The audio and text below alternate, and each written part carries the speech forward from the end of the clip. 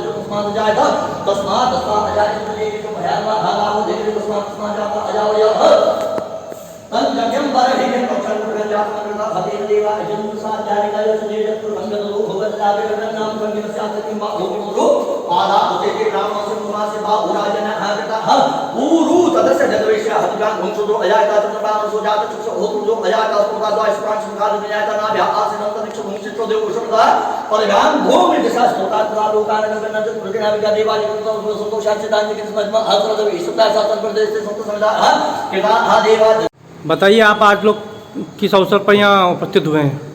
आज हम भोलेनाथ कलश यात्रा के हमारे संयोजक श्री आलोक जी पायलट द्वारा गंगा दशमी के उपलक्ष्य में मां नर्मदा का जल लेकर आए और यहाँ महाभिषेक बाबा भोले शंकर के यहाँ महाभिषेक करने के लिए उस जल को चढ़ाने के लिए एकत्रित हुए हैं।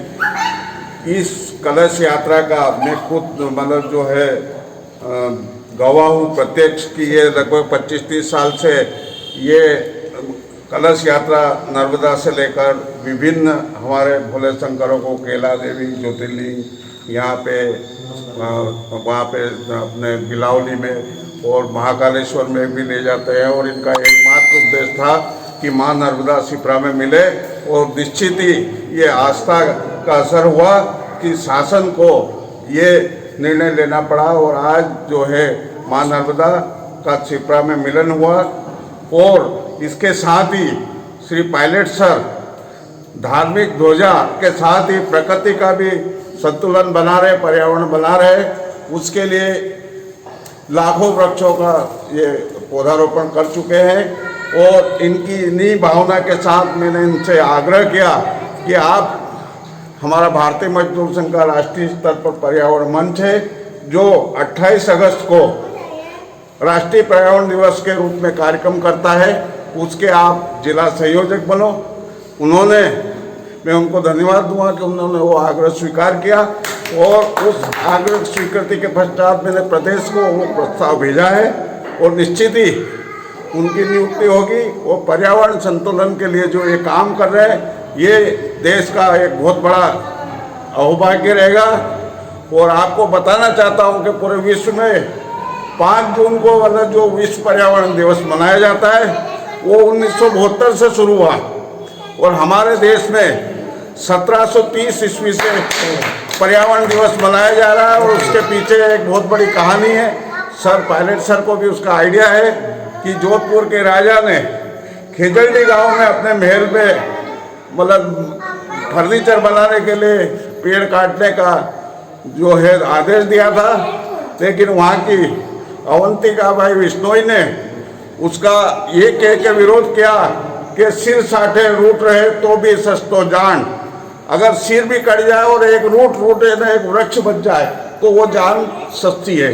इसी भावना को लेकर 363 लोगों ने पेड़ से चिपक कर अपनी जान दी और जब राजा को मालूम पड़ा तो उन्होंने तत्काल रोक लगवाई और उसी दिन से राष्ट्रीय पर्यावरण दिवस मनाने लगे। ऐसे हमारे अगर संयोजक पर्यावरण मंच के बनते हैं तो ये संगठन के लिए अहोभाग्य होगा। और दूसरा, आपके टीम के इस सदस्य के लिए मैं भारतीय मजदूर संघ के जिला मंत्री बनाने का प्रस्ताव रखा श्री कमल सिंह जी चौहान का। वो भी मुझे उम्मीद है कि प्रदेश इकाई उसको स्वीकार करेगी, बिल्कुल स्वीकार करेगी। और ये भी एक सक्रिय कार्यकर्ता है, उस संगठन को मजबूती प्रदान करेंगे। और मैं आपके सभी साथियों को धन्यवाद देता हूं कि आपके इस धार्मिक ध्वजा को ऊंचा रखने और पर्यावरण प्रकृति का संतुलन बनाने में आपका सहयोग करते हैं, उन सबको कोटि कोटि धन्यवाद। जय हिंद। आपका जय नाम? भारत। मैं लक्ष्मीनारायण मारू, किस पद पे आप? भारतीय मजदूर संघ की प्रदेश कार्य समिति का सदस्य और पूर्व प्रदेश महामंत्री, साथ ही भारतीय मजदूर संघ की प्रदेश इकाई मध्य प्रदेश राज्य कर्मचारी संघ का प्रदेश प्रभारी।